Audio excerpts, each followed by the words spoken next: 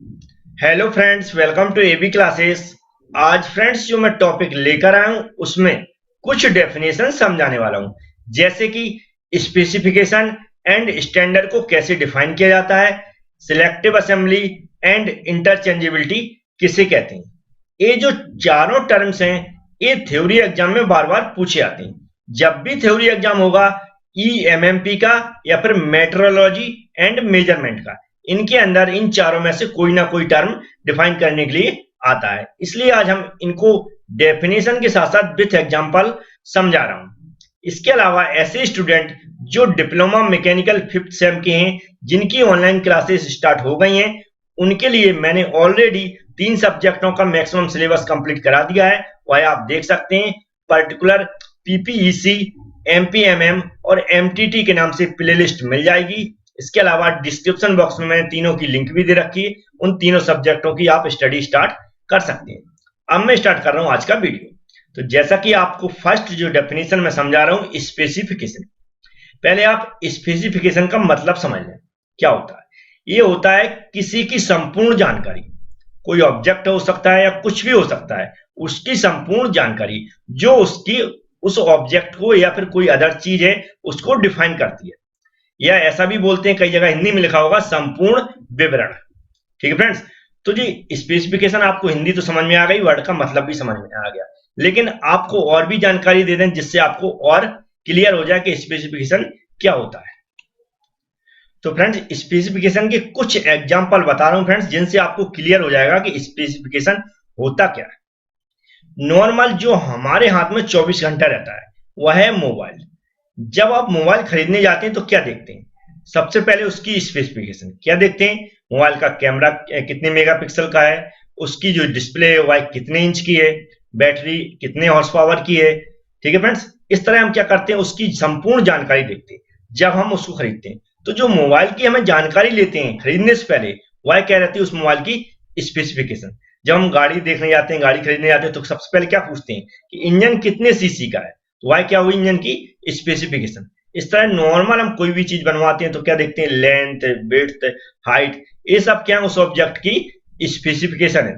तो इससे आपको समझ में आ गया होगा कि स्पेसिफिकेशन क्या होती है। लेकिन फ्रेंड्स जब क्वेश्चन आ जाता है डिफाइन करने के लिए, तो हमें डेफिनेशन कैसे लिखना है ये जरूरी है, क्योंकि हम थ्योरी एग्जाम के पर्पज से पढ़ रहे हैं।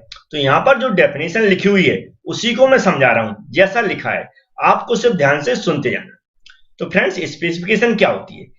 किसी भी मटेरियल, ऑब्जेक्ट, प्रोडक्ट या कोई प्रोसेस हो सकती है, उसकी पहले से मतलब बनाने से पहले कंप्लीट इंफॉर्मेशन होती है। ठीक है, क्या होती है? कंप्लीट इंफॉर्मेशन होती है। अब बनाने से पहले क्यों होती है? क्योंकि फ्रेंड्स जब हम किसी प्रोडक्ट को बनाते हैं या किसी ऑब्जेक्ट को तैयार करते हैं, तो हमारे पास उसकी पहले ही जानकारी होनी चाहिए कि किस तरह उसको बनाना है, कितनी उसकी डायमेंशन होनी चाहिए, क्या उसकी स्पेसिफिक विशेषताएं होनी चाहिए जिसके आधार पर हमें उसको बनाना है। तो यह होती है प्री डिटरमाइन बोलते हैं इसको, मतलब पहले से ही हम उसकी स्पेसिफिकेशन तैयार कर लेते हैं, मतलब संपूर्ण जानकारी तैयार कर लेते हैं। इतना आपको समझ में आ गया।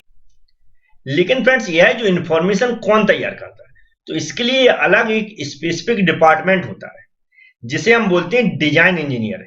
तो कौन करता है? Design engineer. डिजाइन इंजीनियर का काम क्या होता है? जो भी हम प्रोडक्ट बना रहे हैं उसकी डिजाइन तैयार करना है। तो जब हम डिजाइन तैयार करते हैं तो हम उसकी स्पेसिफिकेशन भी तैयार करते हैं कि किस डायमेंशन में उसको बनाना है, इसके अलावा उसकी क्या क्या विशेषताएं होनी चाहिए। इसके अलावा एक दूसरा डिपार्टमेंट भी होता है, वह भी इसमें हेल्प करता है, वो होता है टेस्टिंग डिपार्टमेंट। वह भी टेस्ट करने का काम करता है इसकी जो स्पेसिफिकेशन है उसके अकॉर्डिंग बनाया गया या नहीं। इतना आपको समझ में आया होगा। अब फ्रेंड्स बात कर लेते हैं कि इसको किस तरह तैयार किया जाता है। ठीक है, तो स्पेसिफिकेशन फ्रेंड्स होती है दो टाइप्स की होती है।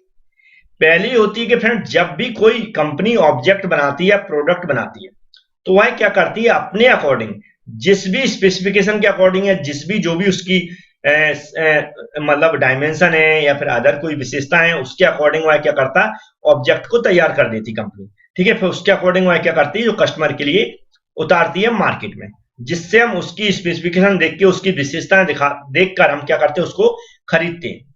एक दूसरा होता फ्रेंड्स, दूसरी प्रोडक्ट कैसे तैयार किया जाता है कि जो कस्टमर होते हैं वह अपने अकॉर्डिंग किसी ऑब्जेक्ट को तैयार करवाना चाहते हैं, तो अपने अकॉर्डिंग क्या करते हैं, उसकी जो भी स्पेसिफिकेशन होती है, जो भी डायमेंशन होती है वह देते हैं, उसके अकॉर्डिंग तैयार करवाते हैं। तो ये दो टाइप से किसी प्रोडक्ट की स्पेसिफिकेशन तैयार होती है, पहला कंपनी के अकॉर्डिंग, दूसरा कस्टमर के अकॉर्डिंग।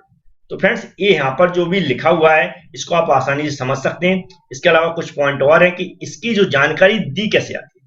तो एक तो नॉर्मल आप देखेंगे अपनी नॉर्मल भाषा में लिखा रहता है, ठीक है, जिसको अपन आसानी से पढ़ सकते हैं जब भी कस्टमर के लिए प्रोडक्ट आता है। इसके अलावा जो डिजाइन इंजीनियर होता है वह किसी ऑब्जेक्ट की जो ड्राइंग बनाता है उसमें कुछ स्पेसिफिक सिंबल यूज करता है, स्पेशल जो भी लैंग्वेज होती है उसका यूज करता है, फिगर भी यूज कर सकता है, जिसको ओनली जो भी हमारा प्रोडक्शन इंजीनियर है, जो भी उसको बना रहा है प्रोडक्ट को, वह समझ सकता है। तो अलग अलग टाइप से स्पेसिफिकेशन लिखी जाती है फ्रेंड्स। हमने बताया जैसे कि नॉर्मल कस्टमर के लिए आता है उसमें नॉर्मल भाषा में लिखा रहता है, लेकिन डिजाइन जो बनती है उसमें स्पेशल भाषा यूज की जाती है, उसमें सिंबल भी यूज किए जाते हैं, कुछ स्पेशल फिगर भी यूज किए जाते हैं, अलग अलग टाइप से शो कराया जाता है, जो कि डिजाइन इंजीनियर करता है, और जो भी हमारा प्रोडक्शन इंजीनियर है जो भी उसको मैन्युफैक्चर करता है वह उसको समझ सकता है। तो फ्रेंड्स एक कोशिश की मैंने समझाने की स्पेसिफिकेशन किसे कहते हैं। अब जो स्टैंडर्ड है उसको भी समझ लेते हैं। नेक्स्ट है फ्रेंड्स स्टैंडर्ड। स्टैंडर्ड भी आप सभी जानते हैं। स्टैंडर्ड मींस होता है फ्रेंड, जैसे कि मैंने जब भी आपने पढ़ा होगा एसआई यूनिट क्या होती है, एसआई यूनिट सुना होगा। तो एसआई यूनिट क्या है, वही क्या स्टैंडर्ड थे, मतलब एक ऐसी स्टैंडर्ड यूनिट बनाना जो कि सभी लोग उसको पढ़ सकें और उसके अकॉर्डिंग हम जो भी डाटा तैयार करें उसको कंपेयर करके करें, क्योंकि स्टैंडर्ड इंटरनेशनल भी होता है और हमारा स्टेट लेवल का भी होता है और अदर अपनी लोकल लैंग्वेज में भी होता है। ठीक फ्रेंड्स, तो यहाँ पर उसी स्टैंडर्ड की हम बात कर रहे हैं। तो यहाँ पर देखेंगे जैसे कि हम अगर नॉर्मल लेंथ की बात करें तो उसका जो स्टैंडर्ड जो एसआई यूनिट है वो क्या रहती है, मीटर रहती है। तो जो भी हम मीटर को ही कंपेयर करके हम क्या करते हैं, जो भी हम डायमेंशन बनाते हैं तो किसको कंपेयर कर बनाते हैं, मीटर।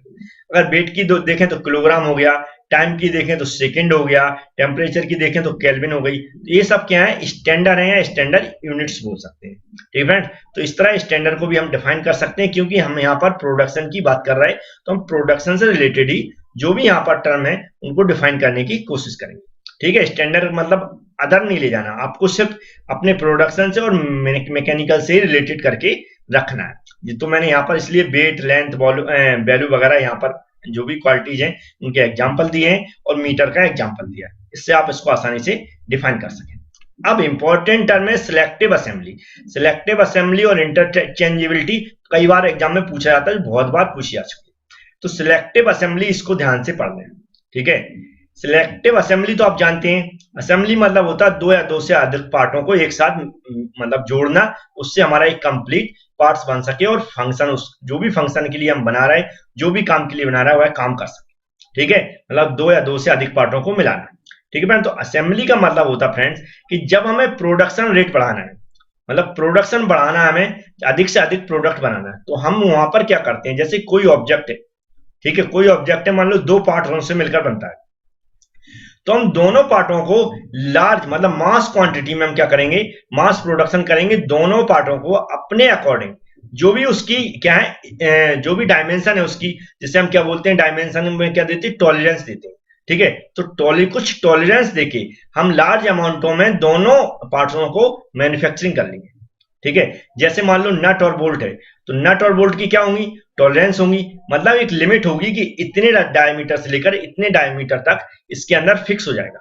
ठीक है, या आप टॉलरेंस तो जानते होंगे, प्लस माइनस में दिया रहता है, तो प्लस माइनस में करके हम दोनों को हम मैन्युफैक्चरिंग कर लेंगे, नट को और बोल्ट को लार्ज क्वांटिटी में मैन्युफैक्चरिंग कर लेंगे। अब हम क्या करेंगे, जब दोनों को असेंबल करेंगे तो जरूरी नहीं कि सभी नट और बोल्ट में एक दूसरे में मिल जाए, हम क्या करते हैं उसमें छटनी करते हैं, एक बोल्ट पकड़ेंगे एक नट पकड़ेंगे जिसमें मिक्स फिक्स हो जाएगा, उसमें फिक्स करते जाएंगे। समझ में आया, क्या करेंगे, दोनों की टॉलरेंस के अकॉर्डिंग हम क्या करेंगे, लार्ज अमाउंटों में मैन्युफैक्चरिंग कर लेंगे, फिर दोनों को जिस भी बोल्ट में नट फिक्स हो जाएगा उसको फिक्स करते जाएंगे। ऐसे ऐसे हम क्या करते हैं, लास्ट में छटनी करते हैं, क्योंकि हमें प्रोडक्शन जल्दी करना है। तो समझ गए, एक टॉलरेंस के रूप में हम लार्ज प्रोडक्शन कर लेते हैं, जिससे कि हमारी प्रोडक्शन की जो भी हमारी रेट है वह बढ़ सके। इतना समझ में आया होगा फ्रेंड्स। ठीक है, इसको एक बार और समझा देता हूं। सिलेक्टिव असेंबली क्या होता है कि असेंबली में ऐसे ऑब्जेक्ट सिलेक्ट करना जो दोनों एक दूसरे में फिक्स हो जाए। इसके लिए हम क्या करते हैं, जो भी हमारी टॉलरेंस होती है उसके अकॉर्डिंग जो जो प्रोडक्ट को हमें एक दूसरे में असेंबल करना है उन सभी प्रोडक्ट को अलग अलग हम क्या कर देते हैं, प्रोडक्शन की मतलब लार्ज क्वांटिटी में क्या करते हैं, उनको प्रोडक्ट को बना लेते हैं। फिर हम क्या करते हैं, टॉलरेंस के अकॉर्डिंग हम सभी प्रोडक्ट को एक दूसरे में मिलाते हैं। क्योंकि हमने टॉलरेंस के अकॉर्डिंग प्रोडक्शन किया तो सभी प्रोडक्ट एक दूसरे में नहीं मिल पाते, तो हम क्या करते हैं, उसमें छटनी करते हैं। जो प्रोडक्ट एक दूसरे में मिल जाते हैं उनको हम मिलाते चले जाते हैं, और ऐसे ही कोई ना कोई प्रोडक्ट किसी ना किसी में मिल जाता है। तो इस तरह सभी प्रोडक्ट हमारे यूज हो जाते हैं और असेंबली कंप्लीट हो जाती है और हमारा प्रोडक्शन रेट बढ़ जाता है। तो इसे हम क्या बोलते हैं फ्रेंड्स, सिलेक्टिव असेंबली। याद रहेगा फ्रेंड्स। अब नेक्स्ट इंटरचेंजेबिलिटी की बात कर लेते हैं। नेक्स्ट डेफिनेशन भी बहुत इंपॉर्टेंट है। क्या है, इंटरचेंजेबिलिटी। इंटरचेंजेबिलिटी का मतलब होता है किसी चीज को हम रिप्लेस कर सकते हैं। ठीक है फ्रेंड्स, तो इसको थोड़ा सा समझ लेते हैं। जैसे हम कोई मशीन तैयार करते हैं, उसमें अलग अलग पार्ट्स होते हैं, अलग अलग नट बोल्ट होते हैं।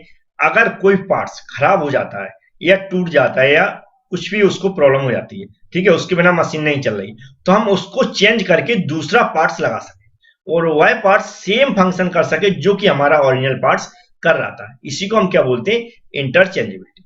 समझ में आएगा फ्रेंड्स कि अगर जैसे कि मान लिया मेरी मशीन है फ्रेंड्स, एक उसमें बोल्ट टूट जाता है, ठीक है, क्या एक बोल्ट टूट जाता है, तो उसकी जगह हम दूसरे बोल्ट को लगा सकें और वह बोल्ट सेम फंक्शन काम कर सके। सेम फंक्शन मतलब होता है कि सेम काम कर सके जो ऑलरेडी हमारा टूटा हुआ नट वहां पर कर रहा था। इस तरह मशीन का कोई भी पार्ट टूट जाता है, आप देखते हैं जब उस मशीन के पार्ट्स को रिप्लेस किया जाता है तो वह सेम परफॉर्मेंस देता है जैसा कि हमारा ओरिजिनल पार्ट्स पहले कर रहा था। तो इसी को हम क्या बोलते हैं, इंटरचेंजेबिलिटी। इंटरचेंजेबिलिटी सिर्फ नॉर्मल वर्ड है कि हम किसी एक पार्ट्स की जगह दूसरे पार्ट को रिप्लेस कर सकें। तो इस तरह यहाँ पर कुछ एग्जांपल भी लिखे हैं हमने, आप पढ़ के नॉर्मल समझ में आ जाएगा जैसा कि मैंने समझाने की कोशिश की फ्रेंड्स। अगर जो भी डेफिनेशन आज मैंने समझाई है यह सभी इंपॉर्टेंट हैं एग्जाम के पर्पज से, आप इनको पढ़ लें और नोट कर लें। फ्रेंड्स वीडियो पसंद आया तो लाइक जरूर कर दें। Thank you friends.